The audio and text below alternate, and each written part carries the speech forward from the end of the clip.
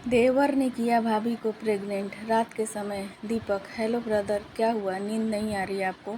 तो आप भी ना भाभी की दवाई खा लिया करो, जब मस्त नींद आएगी। अरे चिल, अब मैं केवल भाई नहीं होने वाला, बहनोई भी हूँ। अनीता मेरी भाभी नहीं, मेरी साली है, और साली तो आधी घरवाली होती है ना। यह कहते हुए दीपक तनु के जिस्म से उसकी साड़ी खींचने लगता है। उसे लगता है कि तनु के ऊपर नींद की गोली का असर हो चुका है, लेकिन तनु जानबूझकर नींद में होने का दिखावा कर रही थी। जैसे ही दीपक अपनी गंदी हरकतें शुरू करता है, तनु अपनी आंखें खोल देती है। यह देखकर दीपक चौंक जाता है। तनु का पति कुलदीप बीमारी का शिकार है। इस बीमारी के कारण उसका पूरा शरीर बिना किसी हलचल के स्थिर बना रहता है। एक दिन वह कुर्सी से गिर जाता है, उसके मुंह से झाग निकल रहा होता है। तभी तनु कमरे में आती है। तनु: सूरज, क्या हुआ? आप ठीक तो हो ना? आप इन दवाइयों की बात कर रहे हो, क्या इन दवाइयों में कुछ गड़बड़ है? तनु इस बात की हकीकत जानने के लिए डॉक्टर की सलाह लेती है। तनु फ़ोन पर: जी डॉक्टर, कहिए, क्या वो विटामिन की नहीं, नींद की गोलियां हैं? तनु को दीपक की करतूत की सारी सच्चाई पता चल जाती है। वह उसे एक जोर का तमाचा मारती है। जैसे ही वह दूसरा तमाचा मारने चलती है, दीपक उसका हाथ पकड़ लेता है। दीपक: छोड़ मेरा हाथ, शर्म नहीं आती तुझे? भाभी माँ के समान होती है, अब आप ये इतिहास के डायलॉग मारोगे? नहीं आती शर्म मुझे, अच्छी लगी हो तुम मुझे। पहली बार किसी लड़की पर मेरा दिल आया है, और अच्छा हुआ सबको पता चल गया यार। तुम्हारे साथ रात बिताने का मज़ा ही कुछ और है। तनु, तेरी ये घटिया सोच कभी पूरी नहीं होगी। मैं सबको सच बता दूंगी। दीपक: कौन करेगा भरोसा? सब यही समझेंगे इसका पति उसे कभी सुखी नहीं रख पाया, कभी भरोसा नहीं करेंगे।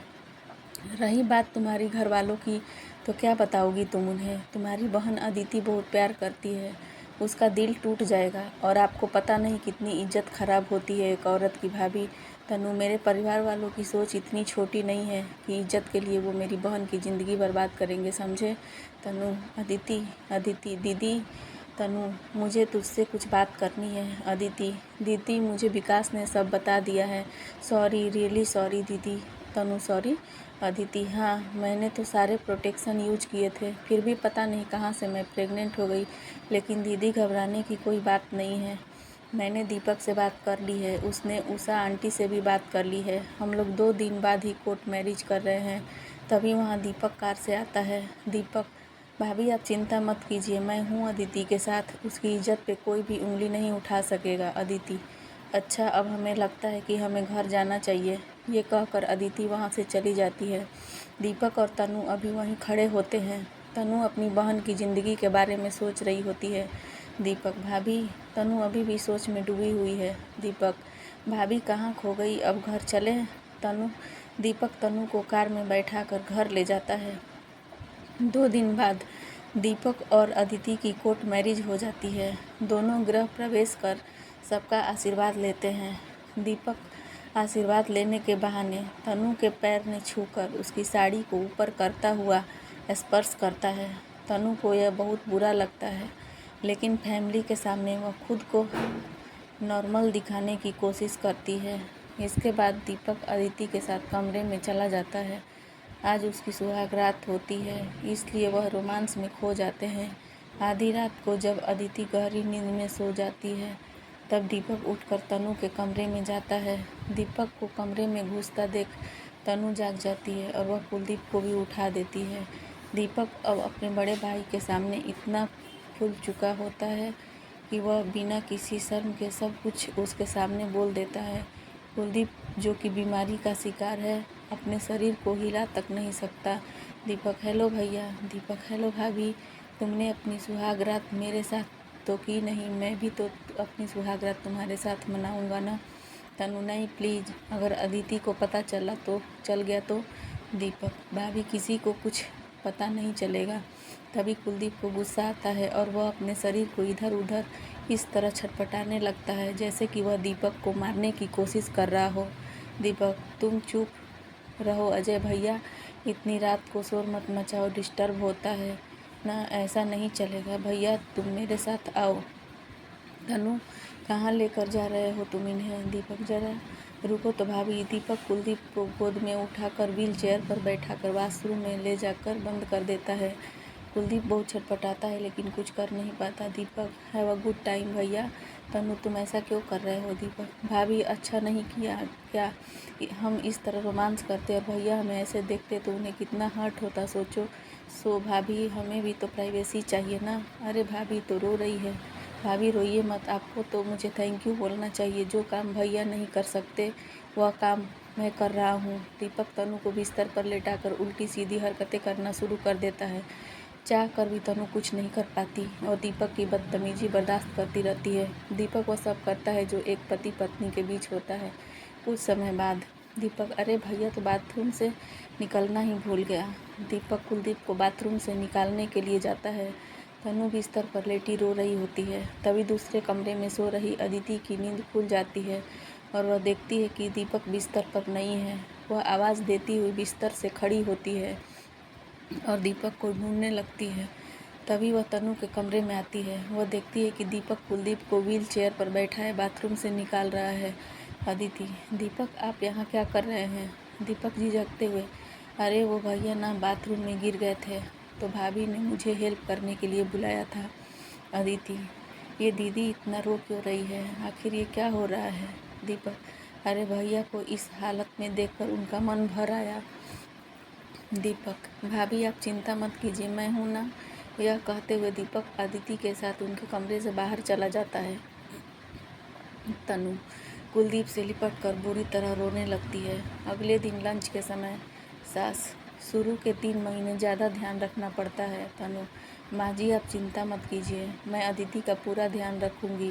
सास, तू जानती है यहाँ से पूरे 2 घंटे की दूरी पे अपनी कुल देवी का मंदिर है। वहाँ मैंने होने वाले बच्चे के लिए पूजा रखवाई है परसों, लेकिन वहाँ मंदिर में सीढ़ियाँ बहुत है। तनु, आप तीनों हो आना, मैं यहाँ पर कुलदीप के साथ रहूँगी। तभी तनु को कुछ अजीब लगता है। वह उठकर बाथरूम में जाती है और उसे उल्टी हो जाती है। पीछे पीछे दीपक भी जाता है। दीपक, तुम प्रेग्नेंट हो? तनु, हाँ। दीपक, सिट, सुनो मैं डॉक्टर साहब अपॉइंटमेंट ले रहा हूँ। मैं अदिति और माँ जी मंदिर जाएंगे, वहाँ से वापस आने पर हम अबॉर्शन करवाने चलेंगे।